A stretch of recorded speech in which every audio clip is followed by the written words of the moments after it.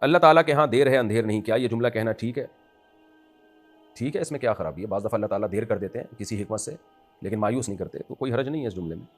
حمزہ علی بہاولپور سے، ہم نے سنا ہے کہ جس گھر میں مرد فیصلے کرتے ہیں اور عورتیں خاموش رہتی ہیں ان گھروں میں برکتیں راج کرتی ہیں۔ مفتی صاحب کیا ہمیں خود فیصلہ کرنا چاہیے؟ یہ کہاں چلا گیا؟ ابھی سوال ہی غائب ہو گیا۔ ایک منٹ۔ ہاں، تو مفتی صاحب کیا ہمیں خود فیصلہ کرنا چاہیے یا اپنی ماں کے فیصلے کو ترجیح دینی چاہیے؟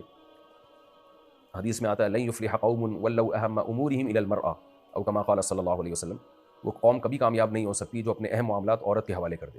تو جب تک گھروں میں مردوں کی سربراہی ہوتی تھی تو گھروں میں خیر برکتیں زیادہ تھیں، جب خواتین کے ہاتھ میں معاملات آتے ہیں تو معاملات پیچیدہ ہونا شروع ہو جاتے ہیں۔ جنرلی یہی اصول ہے، ہاں کچھ گھر اس سے مستثنا ہو سکتے ہیں، ظاہر ہے ہر جگہ مرد سمجھدار نہیں ہوتے، بعض گھر میں ایسے ہوتے ہیں مرد بیوقوف ہوتا ہے، عورتیں صحیح فیصلے کر رہی ہوتی ہیں، لیکن جنرلی جو ایک اصول ہے، ایک ضابطہ جو شریعت نے دیا ہے وہ یہی ہے کہ بڑے اہم فیصلے مردوں کے ہاتھ میں ہونے چاہیے۔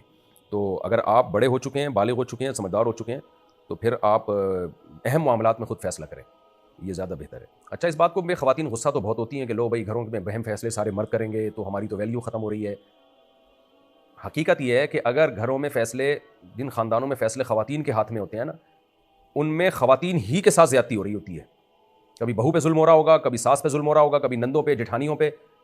تو سربراہی مرد کے ہاتھ میں رہے تو معاملہ سیٹ رہتا ہے، اور مرد اگر صرف کہنے کی حد تک سربراہ ہو اور وہ یا تو اپنی ماں کے اشاروں پہ چل رہا ہو یا بیوی کے اشاروں پہ چل رہا ہو یا بہنوں سے پوچھ کے چل رہا ہو اور معاملات بہنوں کے کنٹرول میں ہو، تو گھروں کی واٹ لگ جاتی ہے اور اس میں عورتوں کا نقصان ہوتا ہے۔ مرد تو باہر ٹائم پاس کر لے گا، عورت بیچاری کہاں جائے گی گھر سے باہر وہ؟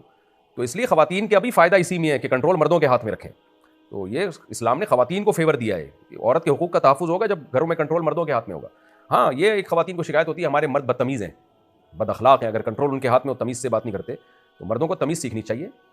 لیکن یہ تو نہیں ہوتا نا کہ جو سربراہی کا حل ہے اس سے سربراہی چھین لی جائے۔ مردوں کو اپنے اخلاق کو سنوارنا چاہیے اور فیصلے سوچ سمجھ کے کرنے چاہیے۔ یہ تو ایک الگ بات ہے، لیکن پھر بھی مرد کے بد اخلاق ہونے کے سائیڈ افیکٹ اتنے خطرناک نہیں ہیں جتنے خطرناک یہ ہے کہ سارے معاملات عورت کے ہاتھ میں دے دیے جائیں، اس کے سائیڈ افیکٹ زیادہ ہیں۔